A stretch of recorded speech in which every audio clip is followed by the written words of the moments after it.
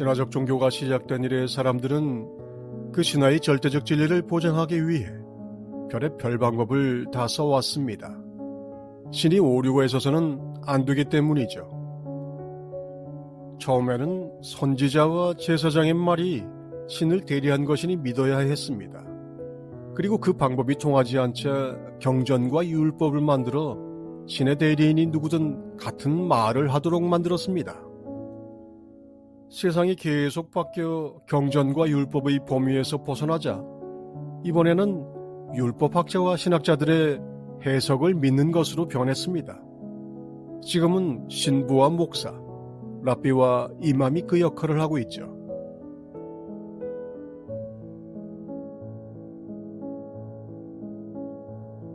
어쨌거나 그렇게 무오류의 신을 내세워서 한 것은 무엇이었을까요? 역사나 규모로 보면 어마어마한 것이어야 할 것 같지만 사실 내용은 잘 먹고 잘 살게 해달라는 것이 전부였습니다.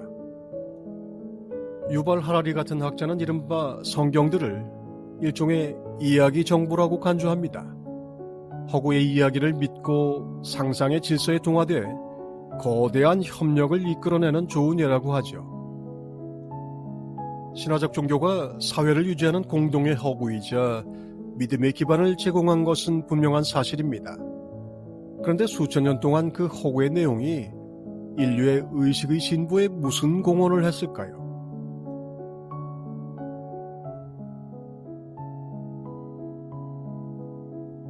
그냥 잘 먹고 잘 살게 해달라는 것이 전부였습니다. 인간 에고의 가장 큰 착각이죠. 신이 자신을 위해 뭔가 해줄 수 있을 거라는 겁니다. 이게 가장 뿌리 깊은 무지의 하나입니다. 하나님이 자신이 잘 먹고 잘 사는 것을 위해 뭔가를 해주지 않는다면 사람들이 과연 경배하고 신뢰할까요? 참 당연한 결론이죠. 그래서 참으로 이런 생각이 멍청한 믿음인 겁니다. 내가 바라고 원하는 것을 이루어주고 죽어서 갈 수 있는 천국을 제공해주는 것이 신의 역할이라는 것이 모든 신화적 종교의 실상이자 위치이며 수준입니다. 예외가 없습니다.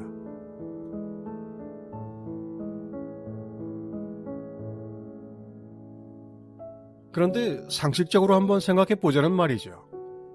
자연과학으로 밝혀진 실상에 따르면 이 물리적 우주 안에서 우리 인류는 잠시 날아다니는 먼지보다 못한 존재들입니다.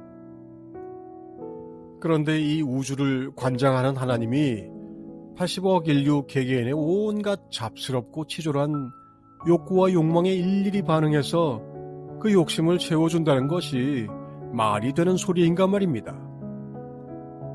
완전히 반대로 절대, 일절일체 반응하지 않는 것이 자연스럽지 않나요?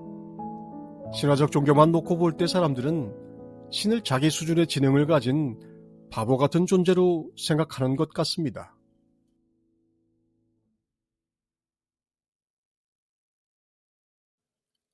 앞에서 애교를 떨면 반응하는 개 주인, 칭얼대면 이야기를 들어주는 유치원 선생 정도로 하나님을 생각하지 않는다면 과연 그런 생각이 이를 수 있는 것일까요?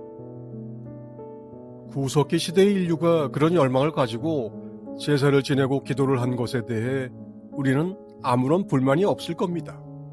하지만 이런 일이 과학 문명 시대에도 여전히 벌어지고 있습니다. 진리라고 믿어 의심치 않는 성경에는 분명히 쓰여 있습니다. 하나님은 친히 아무도 시험하지 아니하시느니라. 오직 각 사람이 시험을 받는 것은 자기 욕심에 이끌려 미혹됨이니.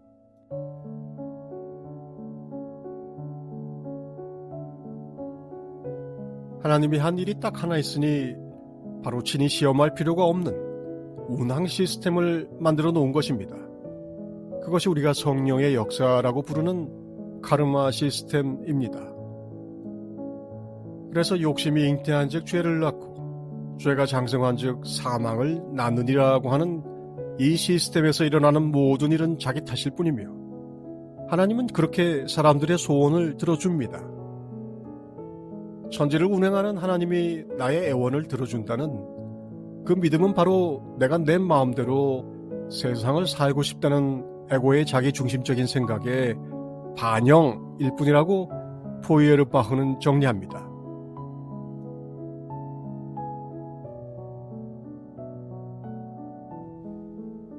사회 정의가 이루어지지 않는 곳에서 사람들은 남들을 약탈하고 죽이는 짓을 서슴지 않습니다. 마찬가지로 우주 정의가 이루어지지 않는다고 믿으니 양심도 노력도 필요 없다 여깁니다.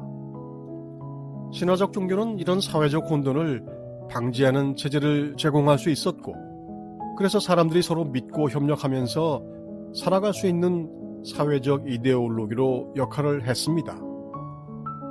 그러나 가장 큰 착각은 바로 신화적 종교에서 일어나는데, 내 하나님의 말씀을 잘 듣고 따르기 위해 내 하나님을 믿지 않는 이교도들을 약탈하고 죽여 없애는 것이었습니다. 그 생각의 틀 안에서 온갖 좋은 말은 다 듣고 경전을 외우고 아무리 우아한 척해도 거기를 벗어나는 순간 자기 하나님을 악마로 만드는 짓을 태어나게 하는 것이 인간 에고입니다.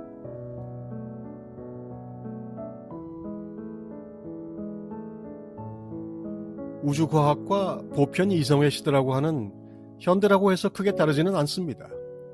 우리가 직접 목도하고 있는 인류의 우아한 폭력은 가장 큰 착각이 아직 끝나지 않았음을 보여줍니다.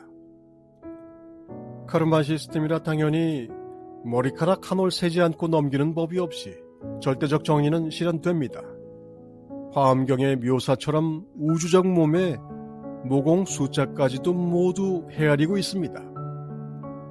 인간 에고가 이것을 직접 체험하기 전까지는 알지도 못하고 변할 수도 없기에 카르마 시스템은 윤회를 불러오고 사람들은 돌고 돌며 직접 겪어 알아내야 하는 것이죠.